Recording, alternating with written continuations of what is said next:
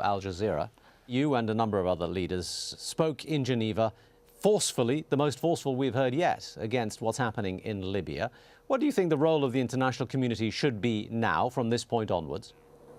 Well, first of all, to be coherent and united in not considering, no longer considering a possible international interlocutor, a regime which gave orders to kill its own people. This is the first. And secondly, to help the people in Libya, people asking for civil liberties, asking for democracy, asking for economic development. This is something we can do together by involving the Arab countries, the African countries, Arab League and African Union as well, together with European Union and UN. One of the phrases that stood out for me in the speech that you made to the UN delegates there was, what we mustn't do is leave them alone in their call for liberty, prosperity and democracy. And as you were saying that, I was wondering to myself, why weren't you saying this last week? Why wasn't everybody in that room speaking so forcefully last week and before, when Mr. Gaddafi started to shoot his own people?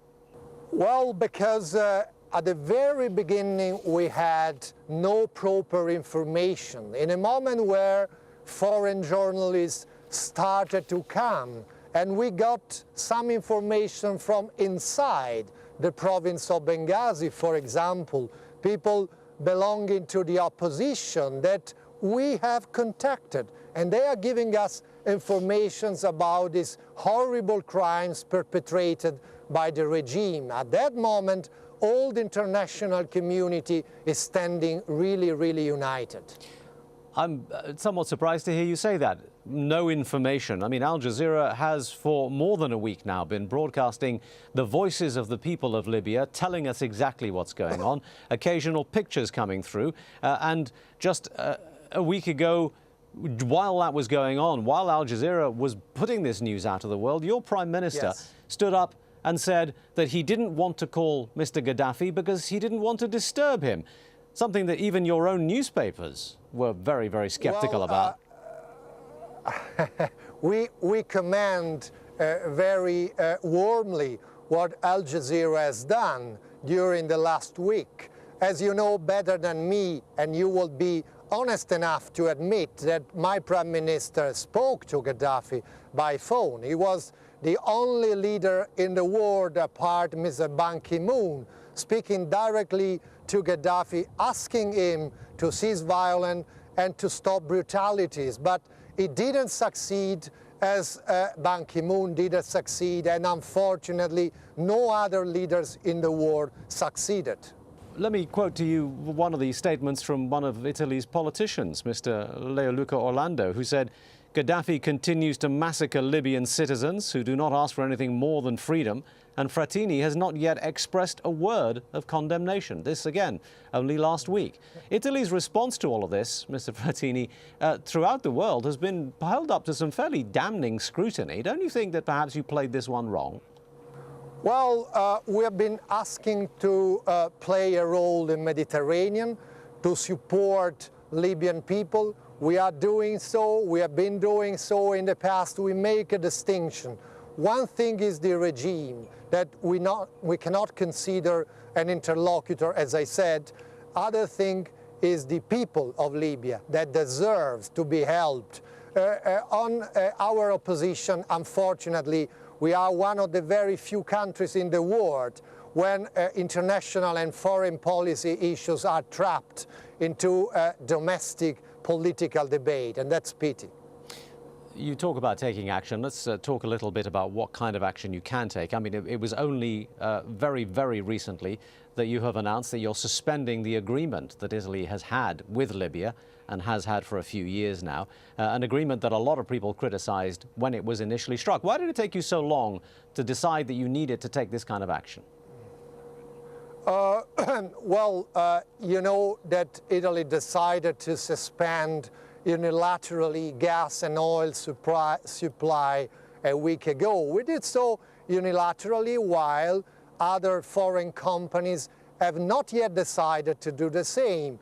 In addition, of course, we have been helping many foreigners to evacuate and to leave the country and to save them and to rescue them from the violence of the Libyan regime. And we are ready also to send, as soon as possible, as soon as the security conditions will allow, a humanitarian mission or humanitarian flights to respond to the request we have got from people that are in Benghazi and that we've already contacted. We are in touch with people that are fighting for liberties in the province of Cyrenaica. We are the only one country that are doing so. You talk about rescuing the people there. One of the elements of the agreement that you struck with Libya was the very contentious element, which meant that anyone fleeing Libya, anyone looking for refuge from the regime that has been there for all these decades now, Italy had arranged a deal whereby you could just turn the ship around and take them back without even any consideration of their claim to refugee status. Are you suspending that agreement as well? Yes, that kind of agreement is absolutely clear. It is suspended because we have no longer an interlocutor. That said, you cannot imagine Italy taking alone the responsibility of managing tremendously huge potential flows of migrants coming to north to the European shores. The Italian shores are European shores. That's why we have been asking Europe for taking action, initiative for managing and coordinating the issue. So let me be clear. Are you saying that you will still maintain this policy of refusing to accept asylum seekers or refugees into Italy? Well, Italy will face the impact of potential migratory flows. It is absolutely clear.